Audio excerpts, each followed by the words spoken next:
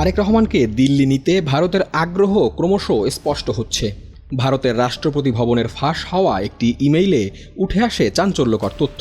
সপ্তাহ অন্তর নিয়মিত চেঞ্জ অব গার্ড অনুষ্ঠান বাতিল করা হয়েছে, কারণ সেখানে বাংলাদেশের প্রধানমন্ত্রী তারেক রহমানকে আনুষ্ঠানিক অভ্যর্থনা জানানোর মহড়া চলছে। কয়েক ঘন্টার মধ্যেই অবশ্য ইমেলটি প্রত্যাহার করে নেওয়া হয়। ফাঁস হওয়ার পর প্রত্যাহার করা ইমেলটি প্রমাণ করে বাংলাদেশের নতুন সরকারের সঙ্গে সম্পর্ক পুনর্গঠন করতে চায় ভারত। শেখ হাসিনার পতনের পর ডক্টর মোহাম্মদ ইউনূসের নেতৃত্বাধীন অন্তর্বর্তী সরকারের সময়ে দুই দেশের সম্পর্কে যে টানাপোড়েন তৈরি হয়েছিল তা কাটিয়ে উঠতে সক্রিয় দিল্লি। কিন্তু বড় বাধা হয়ে আছে শেখ হাসিনা। 2024 সালে গণঅভ্যুত্থানের পর ভারতে অবস্থান করছেন তিনি। আন্দোলনকারীদের উপর প্রাণঘাতী বল প্রয়োগের অভিযোগে বাংলাদেশের বিশেষ ট্রাইব্যুনাল তাকে অনুপস্থিতিতে মৃত্যুদণ্ড দিয়েছে। ঢাকা তাকে ফেরত চাইলেও ভারত জানিয়েছে আবেদনটি বিবেচনাধীন। ভারতের সাবেক পররাষ্ট্র সচিব শ্যাম শরণের মতে, হাসিনাকে ফেরত না দিয়ে ঢাকাকে কাছে টানতেই ইতিমধ্যে বিদ্যুৎ, জ্বালানি, চিকিৎসা ভিসা ও বাণিজ্যসহ বিভিন্ন ক্ষেত্রে উদ্যোগ নিয়েছে ভারত।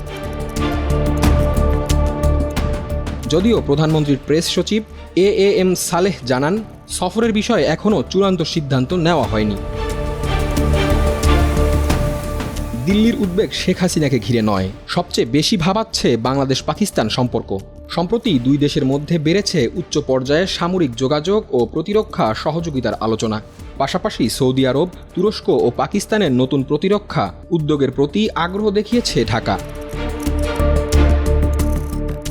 ভারতের জন্য কৌশলগতভাবে অত্যন্ত গুরুত্বপূর্ণ বাংলাদেশ।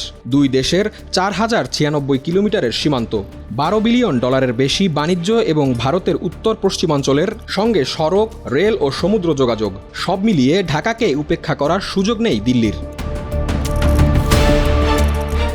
তাই সপ্তাহের পর সপ্তাহ কূটনৈতিক তৎপরতা, আনুষ্ঠানিক আমন্ত্রণ এবং রাষ্ট্রপতি ভবনের সেই ভুল ইমেল, সবকিছু মিলিয়ে বার্তাটি স্পষ্ট।